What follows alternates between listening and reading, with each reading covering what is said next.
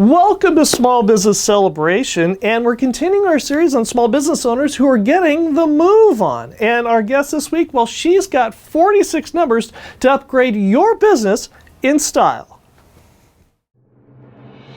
This is Small Business Celebration.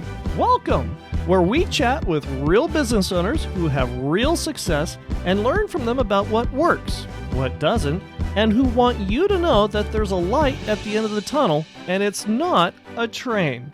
Join us where you can learn something that you can use today to grow a strong and profitable business.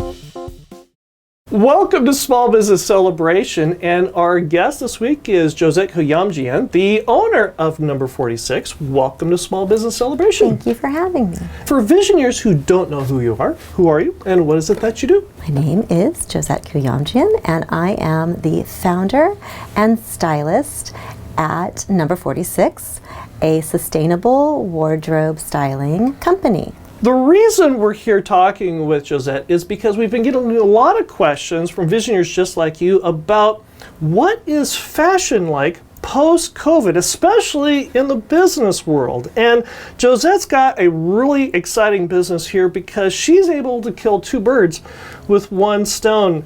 For visionaries who are not all that familiar, first of all, your background is in design.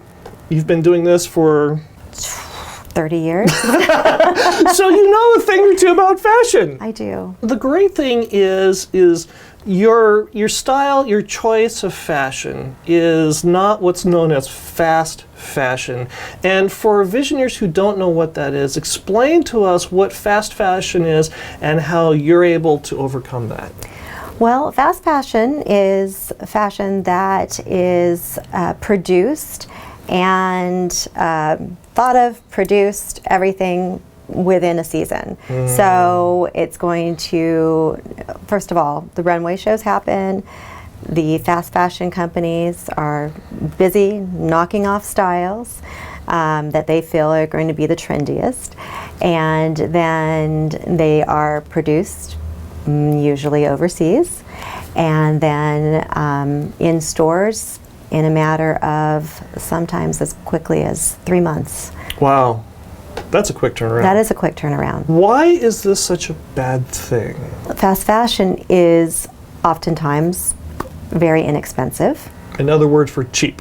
Cheap. Yes. Very good, very good. It is. It's cheap, and we will have to know if you're buying something that is cheap, then it was produced cheaply, and then that causes so many problems for people and for our environment because people aren't getting paid well, they're not in safe and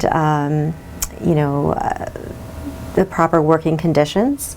We've had many stories of buildings collapsing, like the one in Bangladesh. Right. These things are affecting humans. So something that I feel, and I think most people would agree, that fashion should be fun, is actually causing a lot of pain to both people and our environment. Because what ends up happening with that fast fashion, because it is made so poorly, it ends up falling apart before someone gets to wear it, more than a few times, and then it ends up in our landfills. Right. And I know from personal experience, my wife has ordered some things online, and it's gotten to the point where even when they send the wrong thing, they don't even want you to send it back. Yeah. They'll just send you another one, and then of course, what do you do with the old one? Exactly. Right. It may end up in the thrift store, but still, if it's not made well, then it will eventually end up, if not in our landfills, in another country's landfills. Right. But the challenge is, And I know this from personal experience that if you want quality clothing, it's not hard to spend $1,000 and not even blink twice for something that's going to sustain, that's going to hold up. Right. How are you able to help business owners who don't necessarily have the ability to spend $1,000 on 3 shirts and 2 pairs of pants? How are you able to help them and still stay fashion forward? Well, there is so much available in our second-hand system that we have. It blows my mind, and I believe it would blow everyone's mind how much is actually out there. And these items are sometimes very good quality.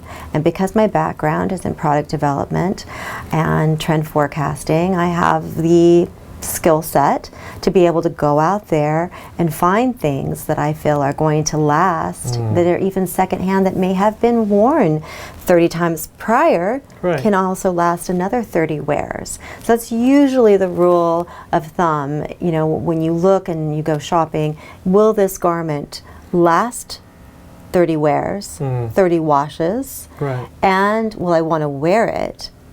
Is the trend, is it not too trendy that I'm going to continue to want to wear it for more than 30 times? So I can find those items and then bring them to my clients at a fraction of the cost.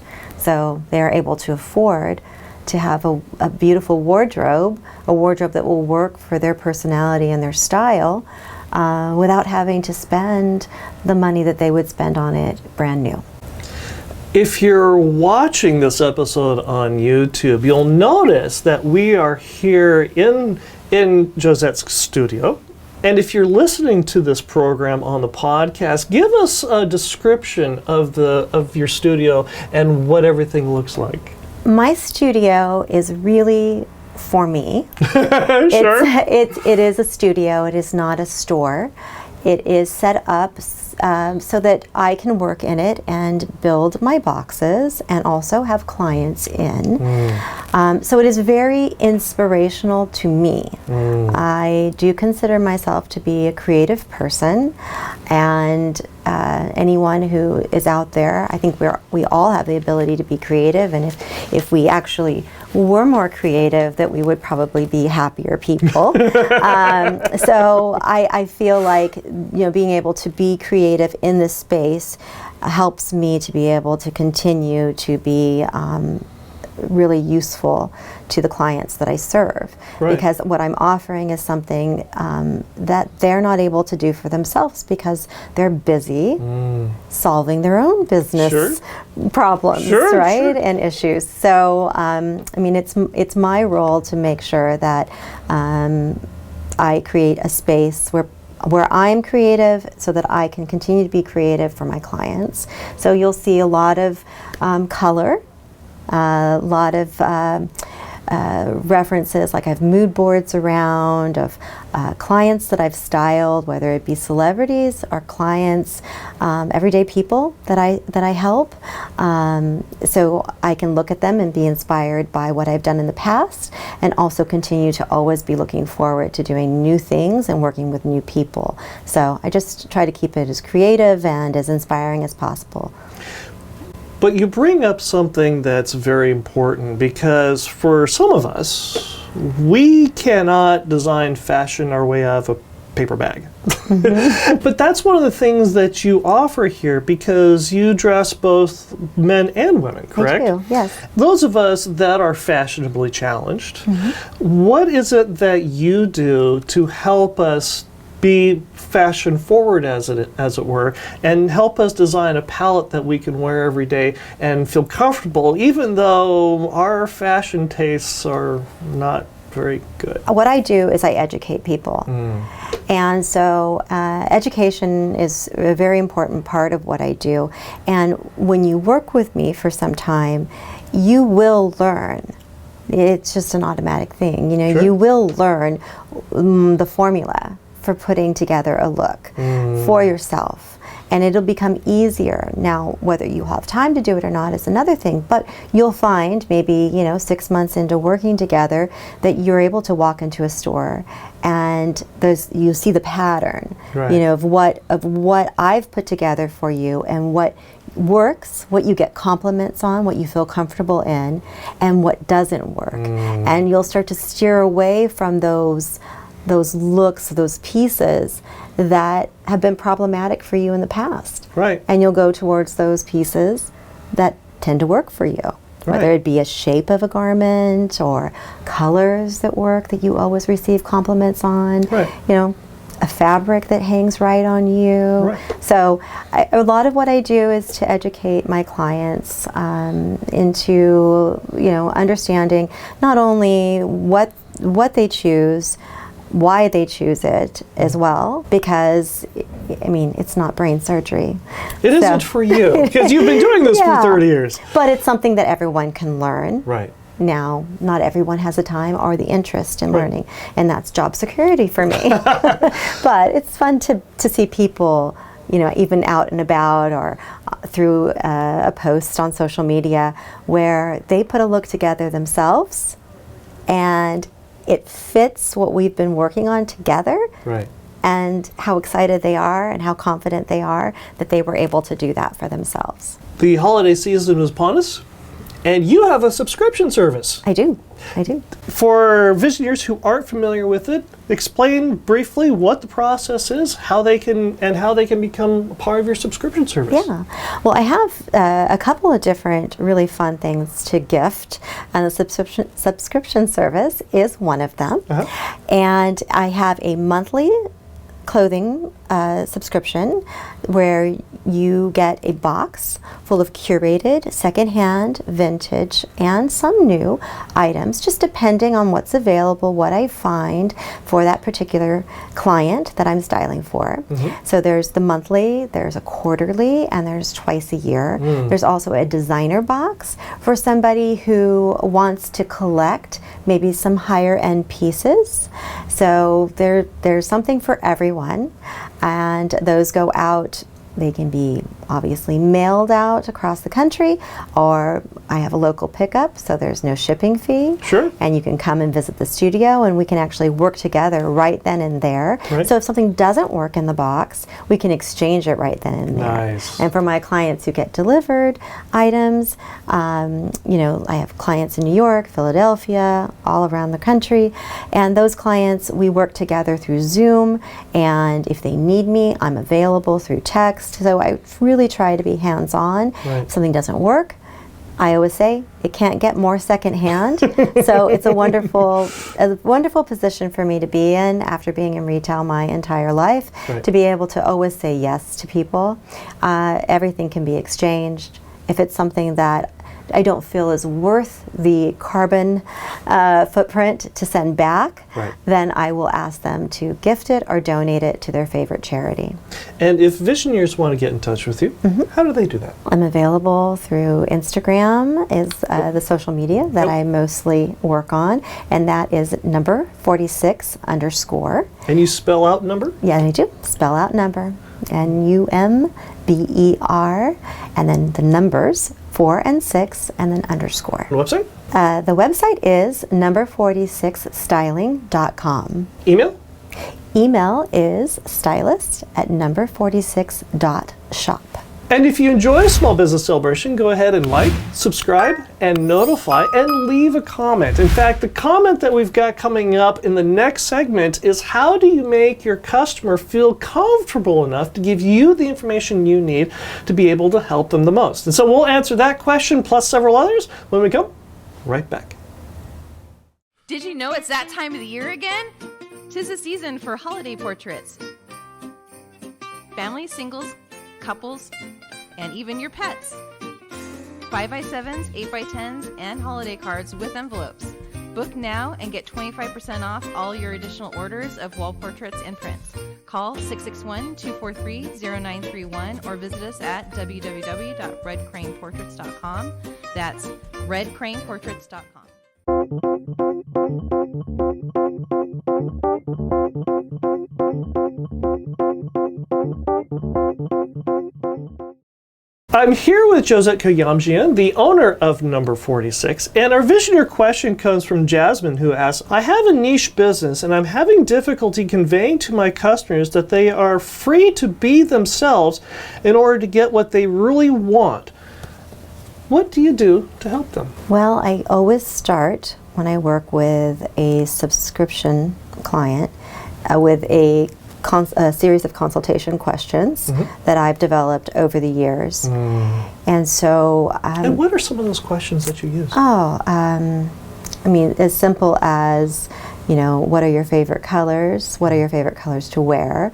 And then as kind of complicated and maybe a bit psychological as, you know, what are your favorite body parts to flaunt? You know, so sure, it's that asking that question kind of makes people stop and think, because I think a lot of time we're thinking about what we don't like about ourselves, and so it opens up a conversation about what they do like. So I like to turn that on its side, you know, that that maybe negative perception that that we can sometimes have about ourselves and body image, which is obviously a big part of what I do, because I dress bodies. Sure. So so I listen. Another question I ask is, you know, like what would you like to see in your box? What would be what would make you happy when you opened up your box? So those are the things I ask, as well as many other questions, as measurements and things like that. But listening and not putting too much of my own input in or speaking for them. I find that once people feel comfortable sharing, that they oftentimes don't want to stop. And that's a good thing. It also builds trust to be heard. And oftentimes, especially in this time of, you know, the pandemic and being alone, a lot of us, more than usual, it is a chance for people to cut out and speak, you know, about themselves and share, and just building a relationship is really important. So I feel like in that way, if I truly listen and even repeat back some of the things that they've told me and kind of go through, and if they're having trouble answering a question, you know, kind of parroting back some of the things that they've said before, is confirming for them that I am actually listening, I am actually interested in discovering what their style is, and not in infusing my own. Because that's not what it's about. It's about my client being comfortable in what they're wearing, not in what comfortable in what I'm putting on them. Because that won't last. And I am obviously into sustainability. Which means that in order to sustain a client relationship, I need to truly satisfy what their needs are. So that's, I guess the answer to your question is to truly listen. And in that, building a relationship will then help them feel comfortable to share. But there's a danger of going too far with that, where you're extremely focused on the customer and what their needs is, or their needs are, I should say, and you get lost in your own personal style because you're trying to conform to what somebody else thinks of you or wants from you. How do you thread that needle? It's tricky. It's tricky, but what I have over the years learned is that people hire me because I'm me. And what I had to take a step back and look at is, who are the people that I trust and want to work with? They're unique. They're uniquely themselves. And if I go and try to look like another stylist in the way I present myself, work with a client, the way I style, then what makes them not just hire that stylist? Right. I know, and I have to know, that what I have to offer is different, and I have a different point of view, and be confident in the way that I style. And if I truly am passionate and good at what I do, then I can't do anything else but present that side of myself, which is the true me. Got it. And then magic happens. But it won't happen if I'm trying to be someone else, because I'm not really being my true self. And the magic won't happen. And styling is one of those things, like an artistic, expression, where if I am putting something together, it doesn't always just come together like that. I don't just clap or snap and there it is. Right. It's being formulated in my mind. I'm thinking through it. I'm sleeping on it. I'm dreaming about it. I'm daydreaming about it. I'm gathering inspiration from things around me. I'm thinking about that person I'm styling when I'm not working with them. And when I start to pull clothes for them and start to think about how I'm going to dress them, especially in making the boxes, it really just comes together when I'm making the boxes. And sometimes I might have an idea that I completely abandon because it just didn't speak to me the way I thought it was going to when I put it in the box. So it's very much the way I build boxes is very, very much the same way as when I style people. Got it. So it's that magic moment when they look in the mirror, when you've put something together and they look in the mirror and they like what they see. And their whole demeanor changes. Their shoulders go back. They have confidence. They have a big smile. They feel good. Whatever it is that I see as a stylist, that's the moment. And that's when you know you've nailed it. And I know what it looks like when I haven't. And that's what I'm always trying to achieve. And I can't achieve that unless I've really been able to get them to share what it is that they really want. And we all want to feel comfortable in our skin, and we can't feel comfortable trying to be someone else. And we'll be right back. The reason we're here talking with Josette is because of a Visioneer question that came from a Visioneer just like you. They reached out to us on LinkedIn, Facebook, and Instagram and wanted to find out about the fashion post-COVID and how can you make it unique to you and affordable. So if you've got a question, you've got a thought, something you'd like to learn about here on Small Business Celebration, reach out to us on LinkedIn, Facebook, and Instagram today.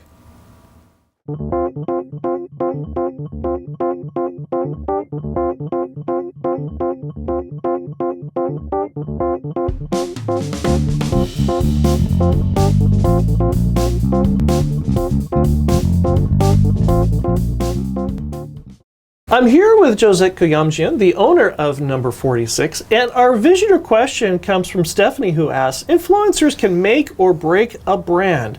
How do you find the right influencers to move your brand forward? Well, I feel like my best influencers are my clients, my happy clients. And you wouldn't want your unhappy clients. No, I wouldn't. I don't think they would be the influencers. Not that I can even think of an unhappy client. It's a miracle, but then I've only been doing this for 3 years, so I'm sure that they're out there. But you also owned your other business for 10 before that, so you I generally. Sure. Well, you know what? Let's just not say that word. You're generally okay with that. Yeah, let's just not say that because for some reason I can't right now. So those clients, I love seeing them post things on social media, and then getting referrals from them because I feel like they're sending me clients like them, maybe not style-wise, but just maybe, in the age group or whatever it is that are looking for the same thing. They have a great recommendation from somebody who's used the service. Sure. So those are the influencers that are the most important influencers for my business. And yet, you have dressed numerous people for the Emmys, I have. for the Academy Awards, Yes. and one might argue that they are influencers in promoting your brand. I would say that they are more than influencers. They give me credibility, and so, How so? fortunately and unfortunately, I think that people give celebrities a lot of credit, and because they are celebrities, Right, and they sure. have a huge following usually, and they're stars. Let's face it, Right. everyone's enamored by Hollywood, and so when they see that, they automatically think, "Wow, she's legitimate." Right. This is legit. But this didn't happen overnight. No, it didn't happen overnight. And very briefly, give us the road, because like you just like you just mentioned, everybody's got this mystique about Hollywood. Right. And for those of us that have worked in it for a few years, we know that there's no such thing. Right. Yeah. It's all just smoke and mirrors. Smoke and mirrors. Very attractive mirrors, but nonetheless. But With very attractive people. There you go. Sometimes. Sometimes, yeah. But take us through, because for a lot of business owners, they look at their own business and they go, well, my business is not that special. And yet you turn around and you turn on the glamour of television and film and say, well, if only. Right. And yet, through a lot of work and elbow grease on your end of it, you've gotten to that very glamorous state. Yes. Well, so the question is, how did that happen? Yeah, very briefly. I think that I just always treat people the same. I try to treat everyone the same. Right. And I think that is, people get credit in my book based on their actions and their personality and, my interactions with them. Right. And I think that works for a lot of people. So I think it goes both ways. Right. And I try to be as genuine as possible. And no matter who I meet, I try to treat everyone the same. Right. I genuinely feel that way about people. Right. And just because someone's a celebrity doesn't mean I'm going to treat them differently. Right. And I think that that's sometimes refreshing. Right. And I do, make a point of being a lot of places and being out and about and networking. There it is. Yeah. So I think it's important to get out there. And even somebody who, like myself, is, happier being at home. Sure, and sure. maybe, more of an introvert than an extrovert. Right. That's why I work behind the scenes. Right, sure. But it is something that has happened over time, and it's through connections. And I don't think we can do any of this alone. And I think that it's a very idealistic and just a falsehood that we Right. can do any of this alone. So we do need each other. And if you, it's not a very quick answer to your question, but Right. just being very genuine and always getting yourself out there, even when it's uncomfortable. Finding someone that you connect with, Right. that you can go and do these things with, or if you do show up someplace, just, put your big boy pants on, big girl pants on, and just go and do it, even when it's uncomfortable. Even when You you'd just have rather to not show be up. there. Yeah, you just have to show up. Right. Right? Isn't Sure. that what they say? Sure, So it's sure. just showing up. It's half of it. So trying to make a point of showing up and being places and doing things and not saying no, saying yes more than I say no. Say yes and then figure it out on the way. Yeah, exactly. Sure. Exactly. Fake it till you make it. But one of the things that has made your business what it is your ability as an introvert to spend the time hunting and gathering and finding the fashion styles and the fashion pieces for your client base. And take us a little bit through that process that all the world of introverts unite. Well, I do like to work alone. Right. And I think that's something that I, in managing people over the years, have learned about myself. I don't have to force relationships. They either work or they don't work. Right. If I do end up hiring someone again, it will just have to work, you Right. know. And it is, especially being in a creative industry, it's very important how I feel going into something. Right. If my energy isn't right, Right. then I am not going to have a good experience, and neither is anyone else. Sure. As much as I can try to fake it, you know, I want to enjoy what I'm doing. Right. And I think, you know, going out there and hunting and thrifting and doing all those things is probably one of my favorite things to do, Right. because I do it alone Right. most of the time. And it is one of those things where it's like, you know, the other day I found a Christian Dior tunic in a thrift store. You know, bought it for I think $12, which was a little more than I usually spend in thrifting. But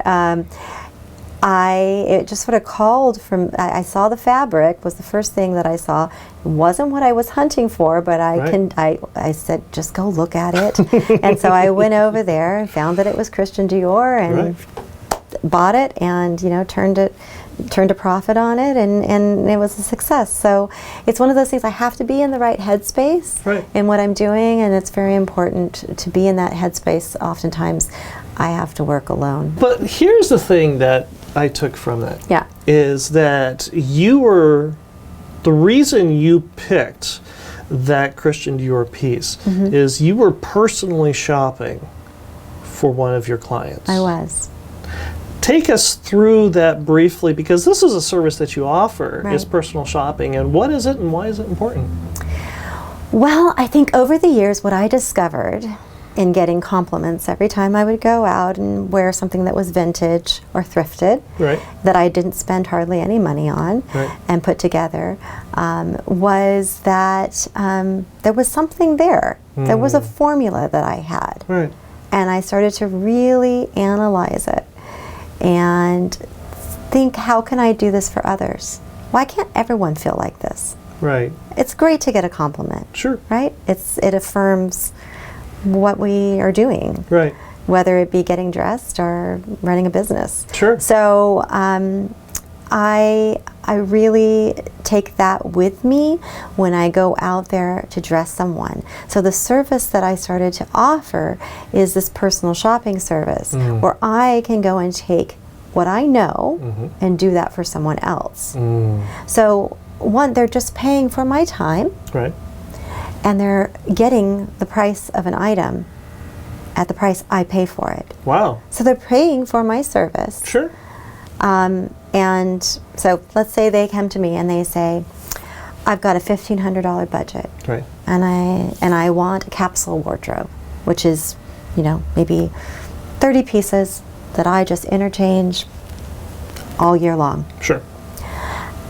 I build a mood board for them based on our consultation that we have. Right. And I do 2 mood boards. I do one and we kind of talk over it. Then I do some editing and I create another mood board, you know, tweaking it, the first one, Right. to make it fit whatever feedback I got. And then we agree, and then I go out and shop. And I say, okay, honestly, for what you want, this may take me 3 hours. Here's my hourly rate, so this is what it's going to cost. Do you have a total $1,500 budget, or do you have $1,500 plus my my Right, rate? sure. And then we go from there.